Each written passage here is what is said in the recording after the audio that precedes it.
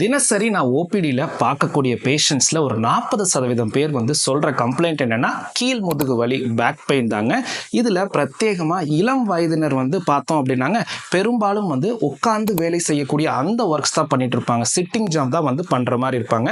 ஒன்றா ஸ்டூடெண்ட்ஸாக இருப்பாங்க, இல்லை ஐடி ஜாப் பண்ணுற மாதிரி இருப்பாங்க, இல்லை நான் திருப்பூரில் ப்ராக்டிஸ் பண்ணுற காரணத்தினாலேங்க அதிகமாக ஸ்டிச்சிங் பண்ணக்கூடிய அந்த டெய்லரிங் பண்ணுறவங்களுக்கும் இந்த அடிக்கடி கீழ் முதுகு வலி இருக்குன்னு சொல்லுவாங்க. அதிக நேரம் உட்கார்றது பிரச்சனை கிடையாதுங்க. ஆனால் நம்ம என்ன பொசிஷனில் உட்கார்ந்து வேலை செய்கிறோம் அதுதான் உங்களுக்கு பேக் பெயின் ஏற்படுவதற்கான அந்த சான்சஸை அதிகரிக்குதுங்க.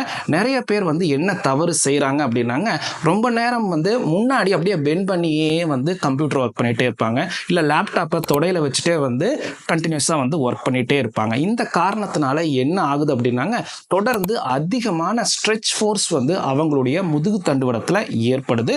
இதனால் சீக்கிரமாக அவங்களுடைய முதுகெலும்பு சுற்றி இருக்கக்கூடிய தசைகள் ஃபெட்டிக் ஆகி ஒரு கட்டத்துக்கு மேலே அது ஸ்பாசம் சீக்கிரமாக போயிடுதுங்க. இது மட்டும் இல்லாமல் இன்னொரு விஷயம் என்னென்னா, இப்படி ரொம்ப மெய் மறந்து அவங்க ஒர்க் பண்ணுறப்ப ப்ராப்பராக தண்ணீர் குடிக்க மாட்டாங்க, நேரத்துக்கும் சாப்பிடவும் மாட்டாங்க.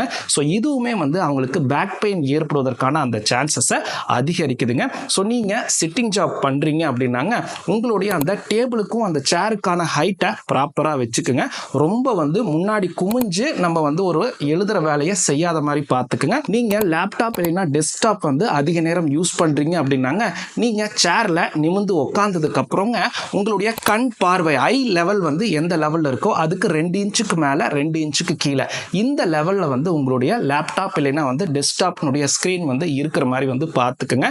அடிக்குவேட்டாக 1 மணி நேரத்துக்கு ஒருக்கா 1 கிளாஸ் அளவுக்காவது தண்ணீர் குடிச்சுக்குங்க. ஒரு 2 hours ஒன்ஸ் நீங்கள் ஒரு பிரேக் எடுத்துட்டு ஒன்றா நடந்து போங்க, இல்லை சிம்பிளாக கொஞ்சம் நின்றுட்டாவது இருங்க. இதுவுமே உங்களுக்கு பேக் பெயின் ஏற்படுவதற்கான அந்த சான்சஸை குறைப்பதற்கு நிறைய வாய்ப்புகள் இருக்குங்க.